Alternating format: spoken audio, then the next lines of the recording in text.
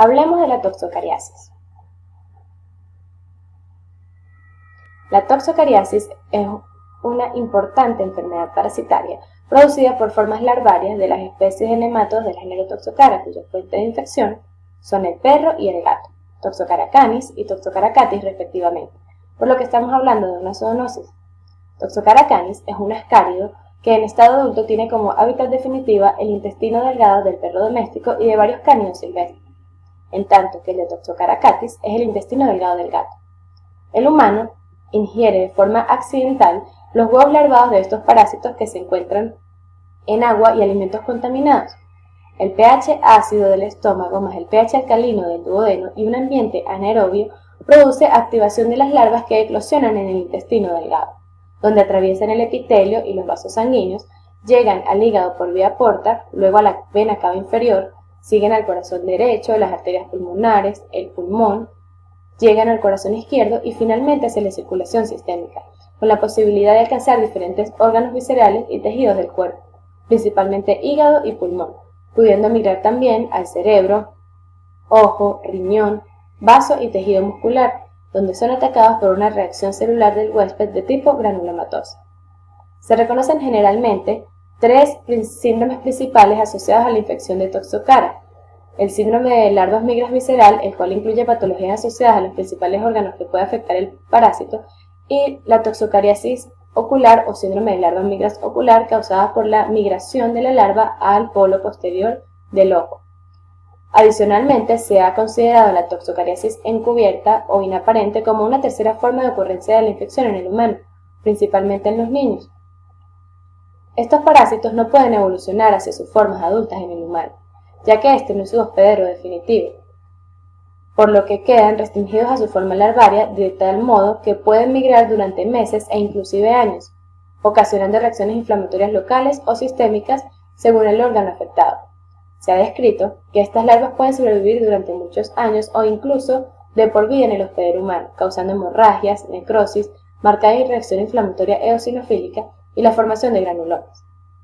La toxocariasis es una zoonosis de amplia distribución, dada la estrecha interacción del hombre con los animales y mascotas de compañía tales como el perro y el gato, lo que hace factible la persistencia de dicha parasitosis. En cuanto a su epidemiología, tiene una distribución cosmopolita en el mundo, considerándose endémica en la mayor parte de los países de América, África y Asia. En la siguiente tabla se resumen los principales hallazgos reportados en estudios epidemiológicos de prevalencia para toxocariasis de adultos y huevos en perros, de huevos en suelos y cero prevalencia en perros y humanos de diferentes países latinoamericanos.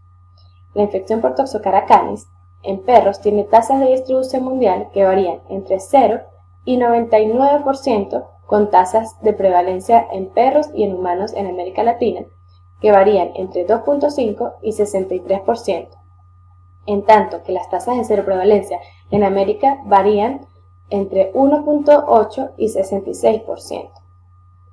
Diferentes autores han señalado que en los perros y en menor magnitud en los gatos, las tasas de infección tienden a disminuir con la edad, siendo muy elevadas al nacer, cercanas al 100%, para caer significativamente después de los 6 meses de vida a menos del 50%.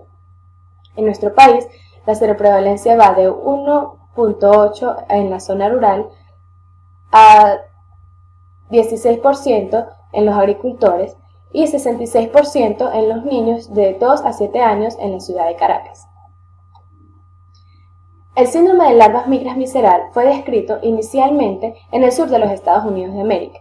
Sin embargo, se ha identificado en diferentes latitudes, entre ellas Europa, el Caribe, Filipinas, Australia, Sudáfrica, México, Argentina, Brasil, Colombia y Venezuela, donde el primer caso de síndrome de larva migrans visceral fue reportado en abril de 1968 por Toxocara canis. En nuestro país, resulta prácticamente ilimitada la posibilidad de adquirir una toxocariasis, ya que no existe legislación alguna sobre el control de la población canina. Adicionalmente, muchas de las grandes ciudades de Venezuela han experimentado un crecimiento demográfico deformado, con grandes áreas de población marginal y un elevado contacto perro-hombre, lo que permite suponer una importante tasa de infección con huevos de Toxocara canis, desde que los niños entran en contacto directo con la tierra. Es importante resaltar que los estratos sociales más altos tampoco escapan a la posibilidad de infección, pues el mantenimiento de las mascotas en el hogar es una práctica común. Dado que la fuente de infección para el humano es el suelo contaminado con huevos larvados de Toxocara canis, se ha determinado que en países desarrollados la recuperación de los suelos de parques y jardines de áreas residenciales alcanza cifras que oscilan entre 15 y 20%. En Venezuela, según estudios realizados por el Instituto de Medicina Tropical de la Universidad Central de Venezuela, se reporta la contaminación de 50% y más en suelos de parques, plazas y áreas residenciales del Valle de Caracas, donde 90 de cada 100 muestras de suelo examinado resultaron contaminadas. Asimismo, se sabe que 2 de cada 3 niños en edad preescolar de dicha área tienen anticuerpos específicos contra el larva de Toxocara canis, lo que resalta la altísima prevalencia en la región. El estudio epidemiológico de la toxocariasis es complejo, pues debemos considerar la interacción de 3 eslabones: la enfermedad en los cánidos, es decir, la fuente de infección, donde el control se fundamenta en el tratamiento periódico a perros y gatos domésticos; la contaminación ambiental, la vía de transmisión, en el que se debe insistir en evitar la contaminación de los suelos con heces de gatos y perros a través de una adecuada disposición de excretas, así como en el saneamiento ambiental. Y por último, la toxocariasis humana, referido como el grupo de riesgo donde resulta fundamental la adecuada higiene personal, especialmente en niños, así como tener precaución en el manejo de perros y gatos, sobre todo cuando se sospecha de infección. En orden de importancia, los principales factores de riesgo son la geofagia, el contacto estrecho con suelos contaminados con huevos larvados, el consumo de alimentos contaminados con los mismos y el contacto con cachorros infectados, situación que juega un papel secundario en la transmisión, pues se requiere de un periodo de incubación extrínseco de los huevos antes de que sean infectantes para el humano. Continuaremos con la clínica. Vamos a tener que los síntomas y signos clínicos de la toxocariasis humana dependen de una serie de factores, entre ellos el tejido afectado, la carga parasitaria, el tropismo del parásito y el estado inmunológico del hospedador. El estado inmunológico y la carga parasitaria son factores fundamentales. Dice que se ha demostrado que la muerte de las larvas migrantes de los tejidos induce un proceso inflamatorio dado por las respuestas de hipersensibilidad inmediatas y retardadas, que va a culminar en la formación de lesiones granulomatosas eosinofílicas en estos tejidos. Los órganos que son más susceptibles de verse afectados por las acciones lesivas de las larvas de Toxocara son el hígado, los pulmones y la vía aérea, y el sistema nervioso central, incluyendo los ojos. Por otra parte, se postula la existencia de cepas de Toxocara canis con un tropismo específico para el globo ocular, el hígado u otros órganos, y esto va a determinar variaciones en las formas de presentación clínica. En este sentido, vamos a tener 3 formas clínicas principales: síndrome de larva nigrans ocular, el síndrome de larva nigrans visceral y la toxocariasis encubierta. El síndrome de larva nigrans visceral suele aparecer en niños menores de 5 años y se asocia a infecciones intensas, es decir, individuos que ingieren una gran cantidad de huevos, por lo tanto su carga parasitaria es elevada. Esto induce una respuesta inflamatoria e inmunológica que detiene la migración de las larvas. Por otra parte, tenemos la toxocariasis ocular, que aparece en niños de mayor edad, entre 5 y 10 años, y se asocia a infecciones leves o moderadas, a diferencia del síndrome de larva migrans visceral. En estos individuos, la carga parasitaria es menor, por lo tanto, la respuesta inmunológica es más lenta, lo que permite la llegada de las larvas al globo ocular. Las manifestaciones clínicas de la toxocariasis ocular van a iniciar comúnmente como una afectación o un compromiso unilateral de la visión, que puede acompañarse de estrabismo. Adicionalmente, se puede presentar un cuadro de leucocolia. Este es un hallazgo importante, ya que puede confundir el diagnóstico con el retinoblastoma. La presencia de las larvas a nivel ocular lo que va a producir es la formación de un granuloma que puede localizarse en la periferia o en el polo posterior. va a producir la ruptura de la retina. Y esto es lo que va a ocasionar los problemas visuales. Adicionalmente, la toxocariasis ocular puede manifestarse de otras maneras, como idiociclitis, endoftalmitis crónica, desprendimiento de la retina o neuritis óptica. Por último, tenemos la toxocariasis encubierta, que incluye aquellos casos que no pudieron ser clasificados dentro del síndrome de larva migrans visceral o dentro de la toxocariasis ocular, y por lo tanto abarca un amplio espectro clínico. Puede abarcar desde un compromiso pulmonar dado por asma, bronquiolitis o neumonía. También puede incluir síntomas dermatológicos como eczema y urticaria, puede incluir síntomas pseudorreumáticos dados por artralgia, y podemos encontrar también linfadenopatía. Sin embargo, a pesar de todo lo que hemos dicho, es importante señalar que la mayoría de los pacientes son asintomáticos en el caso de la toxocariasis. Por eso vamos a hablar un poco de estos casos. Tenemos que suele tratarse de niños que acuden a consultas de control o que van al médico por otra causa, pero que reportan en los laboratorios leucocitosis o eosinofilia. Otros casos pueden ser individuos con una sintomatología muy leve y escasa. Al examen físico solo podemos encontrar, o lo más constante, es evidenciar una hepatomegalia aislada sin fiebre. ¿Qué nos indica esto? Esto nos indica que el individuo adquirió la parasitosis hace unos meses, con lo cual ya no presenta síntomas de la fase aguda, presentando como única expresión de la toxocariasis la hepatomegalia. A nivel de los exámenes de laboratorio, estos individuos pueden presentar eosinofilia, que puede persistir aún importante, con valores mayores a 3.000 eosinófilos por milímetro cúbico. Ahora vamos con el síndrome de larva migrans visceral. Este va a presentarse con mayor frecuencia, como habíamos dicho previamente, en niños menores de 5 años y se asocia a infecciones intensas. Suele iniciar con un cuadro agudo polisintomático dado por fiebre principalmente, que suele ser de carácter irregular y aparecer diariamente, con temperaturas mayores a 38 grados centígrados, y puede persistir durante 1 a 3 meses.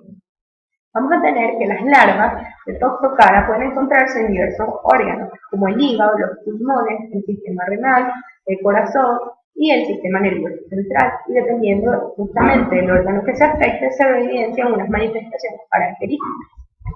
El órgano más afectado es el hígado, produciéndose de forma constante hepatomegalia. Esta hepatomegalia al inicio puede ser blanda, con una superficie lisa y ligeramente dolorosa. Esta sensibilidad va a persistir durante aproximadamente un mes. Posteriormente, el hígado aumenta su consistencia y adquiere una superficie nodular que puede ser detectada a través del examen físico, a través de la palpación. Esta hepatomegalia puede persistir durante 6 meses o más para después disminuir paulatinamente. Macroscópicamente, el hígado va a presentar lesiones granulomatosas que se evidencian como nódulos capsulares blancos con tamaño menor a los de semillas de mijo. Microscópicamente, evidenciamos estos granulomas que van a presentar un centro de eosinófilos y macrófagos rodeados por una corona de histiocytos. Adicionalmente, podríamos evidenciar la presencia de células gigantes multinucleadas atípicas. Otros síntomas que se han asociado con la afectación hepática son los cólicos abdominales y los vómitos. A nivel pulmonar, lo que vamos a evidenciar son síntomas respiratorios inferiores dados por tos no productivas, disneas, sibilancias y bronquiolitis.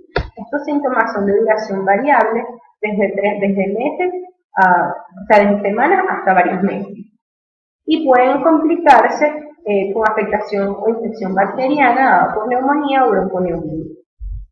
Otros órganos que se pueden afectar, como habíamos dicho previamente, es el miocardio, presentándose miocarditis, o el riñón, presentándose nefritis.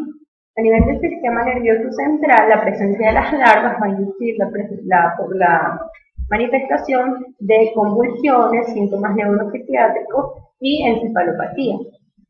Los exámenes de laboratorio de estos pacientes van a reportar 3 aspectos fundamentales. Podemos encontrar leucocitosis, una eosinofilia, que sí es bien importante y puede ser mayor a 10.000 eosinófilos por milímetro cúbico. Y adicionalmente evidenciamos hipergamma globulinemia, dado por las inmunoglobulinas E, M y G. Bien, hablaremos ahora de los aspectos diagnósticos. Para ello debemos recordar que el estudio de cualquier enfermedad parasitológica implica tres enfoques fundamentales: el análisis clínico epidemiológico, las pruebas parasitológicas y los exámenes complementarios. Comenzaremos con el análisis clínico epidemiológico, y es que el diagnóstico etiológico certero de la toxocariasis suele ser difícil de realizar, pues los síntomas de la misma son similares a los síntomas de otras parasitosis, por lo que una historia de exposición a suelos contaminados por heces de cachorros infectados de la geofagia suelen ser antecedentes epidemiológicos de importancia. Asimismo, debemos interrogar la presencia de animales en el hogar, así como el lugar habitual donde se llevan a cabo las actividades recreacionales y determinar si las prácticas de higiene son adecuadas. En cuanto a los síntomas, durante la fase aguda podemos incluir dolor abdominal, disminución del apetito, inquietud, fiebre, tos o sibilancias, urticaria, antecedentes de convulsiones y, en caso de afectación ocular, disminución de la agudeza visual. Al examen físico, los pacientes con afectación hepática muestran sensibilidad en el cuadrante superior derecho con hepatomegalia, y aquellos con afectación pulmonar pueden manifestar sibilancias o, en su defecto, una disminución en los ruidos respiratorios en caso de derrame pleural. En cuanto al estudio parasitológico, este no se realiza, pues el diagnóstico no se basa en la identificación del parásito, puesto que las larvas no se desarrollan hasta el estado adulto en los humanos, de modo tal que un examen de heces no detectaría huevos de toxocara. Sin embargo, la presencia de huevos de Ascaris y Trichuris en las heces indica exposición fecal, lo que epidemiológicamente incrementa la posibilidad de toxocara en los tejidos. En cuanto a los exámenes complementarios, debemos mencionar en primer lugar la hematología completa, donde podríamos encontrar leucocitosis con eosinofilia moderada o marcada, un importante factor predictor para el diagnóstico de la serología positiva para Toxocara canis. Sin embargo, esta podría estar ausente en pacientes con toxocariasis ocular o encubierta. También podríamos encontrar hiperglobulinemia a expensas de inmunoglobulina G e inmunoglobulina I, una disminución en la relación albúmina-globulina y un incremento de las hemagglutininas anti-A y anti-B. En cuanto a las pruebas serológicas, estas constituyen la piedra angular en el diagnóstico de la toxocariasis, pues son el único medio de confirmación de un diagnóstico clínico de larva migrans visceral, larva migrans ocular e incluso la toxocariasis encubierta, siendo estos los síndromes clínicos más comunes asociados con infecciones por toxocara. La prueba serológica actualmente recomendada para la toxocariasis es el inmunensayo ligado a enzimas, con un antígeno específico elaborado a partir de los productos de secreción y excreción de larvas de tercer estadio de Toxocara canis, evitando así la reactividad cruzada. En términos generales, se ha reportado que la sensibilidad y la especificidad para el diagnóstico de toxocariasis es de 78 y 93% respectivamente. Se considera un resultado positivo aquel suero que reacciona desde 1 en 32 diluciones en adelante. Es usual que en las muestras de estos pacientes den títulos superiores a 1 en 128 e inclusive 1 en 256 diluciones. Sin embargo, la interpretación de estas pruebas serológicas en nuestro medio resulta difícil, dada la coinfección con otros parásitos, de modo que debemos tomar en cuenta sobre todo los criterios clínicos fundamentales para decidir una conducta terapéutica. Asimismo, los médicos deben ser conscientes de que un título medible no indica necesariamente la infección actual por Toxocara canis, y en la mayoría de las poblaciones humanas, los evaluados tienen títulos positivos que aparentemente reflejan la prevalencia de toxocariasis asintomática. Entonces, este ensayo podría resultar en niveles elevados de inmunoglobulina E, lo que indica una infección aguda o una inflamación progresiva causada por toxocariasis, o un incremento en la inmunoglobulina G, lo que confirma la infección pasada o presente pero con un estado inflamatorio mismo, y en caso de toxocariasis ocular, las inmunoglobulinas G y E tendrían títulos menores dado que la carga parasitaria es pequeña. Adicionalmente, se han empleado otros métodos como alternativas, pero aún su utilidad en la práctica clínica sigue siendo incierta. Entre ellos tenemos el Western blot, el MAVA o ensayo de unión múltiple de antígenos incluyendo antígenos para toxocara, y más recientemente la técnica de ELISA-Avidez, fundamentada en la fuerza de unión de la molécula de inmunoglobulina y un antígeno multivalente denominado Avidez, siendo inicialmente baja en el primer contacto con el antígeno, incrementándose progresivamente durante las semanas y meses posteriores, como resultado del desarrollo de moléculas con mayor afinidad por los sitios activos de unión del antígeno. De modo tal que no solo mide la presencia de inmunoglobulina G específica contra antígenos de toxocara, sino que también mide la avidez de la unión entre esta inmunoglobulina y su antígeno, permitiendo diferenciar entre una infección reciente y un antígeno. También existe una prueba comercial rápida denominada Toxocara Check, que permite detectar anticuerpos contra Toxocara canis. Actualmente se investigan técnicas inmunodiagnósticas que incluyen la clonación de antígenos recombinantes para uso serológico, particularmente a través del ELISA y Western blot, con el fin de mejorar su sensibilidad y especificidad. En cuanto a los estudios imagenológicos, ellos resultan útiles en la detección y localización de lesiones granulomatosas debidas a larvas de Toxocara. A nivel pulmonar, los estudios radiológicos pueden mostrar infiltrados bilaterales medios que pueden ser migratorios con halos y opacidades en las zonas periféricas del pulmón, o en su defecto podríamos evidenciar un derrame pleural. Sin embargo, los infiltrados pulmonares eosinofílicos pueden deberse a otros helmintos, hongos e inclusive reacciones alérgicas por fármacos. El ultrasonido abdominal es posible evidenciar áreas hipoecoicas múltiples a nivel hepático. En la tomografía podríamos evidenciar lesiones hepáticas producidas por el síndrome de larva migrans visceral que aparecen como áreas de baja densidad. Y en caso de afección pulmonar, esta se manifiesta como múltiples nódulos pulmonares y alrededores con opacidades de vidrios esmerilados o en raras ocasiones derrame pleural. En el sistema nervioso central, la resonancia magnética es capaz de evidenciar los granulomas que aparecen como áreas hiperintensas de localización cortical o subcortical. En cuanto a los procedimientos, estos representarían el diagnóstico definitivo, pues permiten la visualización de larvas en el tejido mediante biopsia hepática e incluso la observación post-mortem de los granulomas.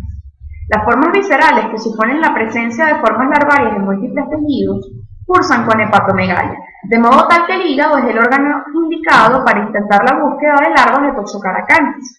Sin embargo, la biopsia hepática no se utiliza de rutina, pues resulta difícil el hallazgo de larvas en la muestra extraída, dado que las lesiones son muy pequeñas. De modo que resultados de la biopsia hepática negativos no excluyen el diagnóstico de larva migrans visceral. Sin embargo, esta está indicada en las formas graves que persisten sin diagnóstico y se realiza por microlaparotomía para dirigir la toma de la muestra hacia los pequeños granulomas macroscópicamente blanquecinos. Existen tablas, de hecho, para la identificación morfométrica de las larvas de Toxocara canis. Entonces, la demostración de las larvas en un tejido es diagnóstico definitivo de la infección, pero suele ser difícil de realizar. Pueden observarse en muestras de tejidos como larvas completas o porciones de ellas, con un centro de los granulomas con material post-mortem o en biopsias hepáticas. También se han demostrado larvas en el líquido cefalorraquídeo en casos de meningitis. Las larvas se rodean entonces de una matriz de células epitelioides rodeadas por una cápsula fibrosa con reacciones inflamatorias débiles. No existe una clasificación clínica o histológica para la toxocariasis y estos granulomas pueden ser encontrados además del hígado, en pulmón, cerebro y en el ojo enucleado. Hablaremos ahora de los diagnósticos diferenciales. En los pacientes asintomáticos, el diagnóstico diferencial debe hacerse con aquellas enfermedades que cursan con eosinofilia, donde el espectro de posibilidades ocupa desde alergias de cualquier origen hasta casos graves donde la eosinofilia anuncia alguna enfermedad en fase preclínica o la presencia de un tumor maligno sólido de células secretoras de mucina. En los pacientes sintomáticos, el diagnóstico diferencial debe hacerse con aquellas enfermedades de curso clínico parecido que también muestran eosinofilia extrema en su evolución. En nuestro medio debemos considerar Ascaris lumbricoides, que tiene una menor duración, la estrongiloidiasis, que tiene una mayor duración, la eosinofilia pulmonar tropical, que manifiesta síntomas pulmonares más marcados y habitualmente encontrados en adultos, la hepatitis A, infecciones hepáticas por hongos tipo histoplasmosis, reacciones alérgicas a drogas y otras enfermedades parasitarias como el esquistosoma, la fasciola hepática, entre otros. En un paciente polisintomático que avanza hacia la gravedad clínica, debe tomarse en cuenta la posibilidad de patologías granulomatosas no parasitarias, tales como la tuberculosis diseminada, la paracoccidioidomicosis y la leucemia eosinofílica. Todos estos diagnósticos se ubican en la franja etaria de mayor incidencia de toxocariasis visceral, que son entre 2 y 7 años de edad. Sin embargo, en adultos debemos tomar en cuenta la posibilidad de tumores sólidos de secretores de mucina, tipo carcinoma de estómago o de pulmón, donde la eosinofilia resulta de mal pronóstico e indica la metastasización del tumor pulmonar. Ahora continuaremos con la parte del tratamiento. El tratamiento de la toxocariasis en general es difícil de definir por diversas razones relacionadas con el ciclo de vida del parásito en el hospedero y con la patología y patogenia de la infección. En términos generales, muchos autores han abogado a que el tratamiento antihelmíntico específico del síndrome de larva migrans visceral debería solo reservarse para pacientes con síntomas severos, persistentes o progresivos. Actualmente se considera que el albendazol es la droga de elección. Para el síndrome de nervio amigas ocular, habitualmente se indicado el manejo quirúrgico, en ocasiones acompañado de esteroides tópicos y sistémicos, particularmente en las primeras 4 semanas de la enfermedad cuando su efecto es mayor. Para el síndrome de nervio amigas visceral, adicionalmente al albendazol, se recomienda el uso alternativo de otras 3 drogas, el mebendazol, la dietilcarbamazina y el diabendazol. Ahora hablaremos del albendazol. Como se ha mencionado, es la droga de elección en el tratamiento de la toxocariasis. Los estudios clínicos han demostrado que los pacientes que reciben 5 días de tratamiento con albendazol a una dosis oral de 10 miligramos por kilogramo por día, dividido en 2 dosis, mejoran significativamente más que pacientes recibiendo diabendazol. El albendazol se recomienda en ayunas para un mejor efecto en infecciones intestinales y administrado con alimentos para las infecciones tisulares, ya que su absorción mejora significativamente y es de las drogas benzodiazólicas menos tóxicas. Los estudios indican una gran variabilidad en cuanto a la eficacia del albendazol en la toxocariasis, que va de un 20 al 80%. En las embarazadas, la Organización Mundial de la Salud ha determinado que el beneficio del tratamiento supera el riesgo y permite el uso del albendazol en el segundo y en el tercer trimestre del embarazo. Ahora hablaremos del mebendazol. Esta es una droga alternativa en el tratamiento de la toxocariasis. Desafortunadamente, como otros benzodiazoles, el receptor del albendazol tiene poca absorción y por ende su uso en infecciones extraintestinales es limitado. Se ha reportado que podría ser más exitoso su uso en la toxocariasis si se usase una dosis de 1 gramo o por más de 21 días de tratamiento, ya que la dosis actualmente recomendada es de 100 a 200 gramos vía oral 2 veces al día por 5 días o de 20 a 25 miligramos por kilogramo día por 3 semanas. Dada su pobre absorción gastrointestinal, se recomienda darlo con alimentos ricos en líquidos. Ahora hablaremos del diabendazol.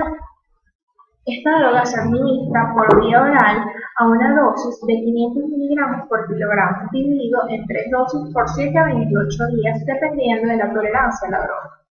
En el síndrome de nervio amigas visceral, la hipereosinofilia puede persistir por meses después de la cura clínica, que se refleja en la desaparición o mejoría en la fiebre y en la hepatomegalia.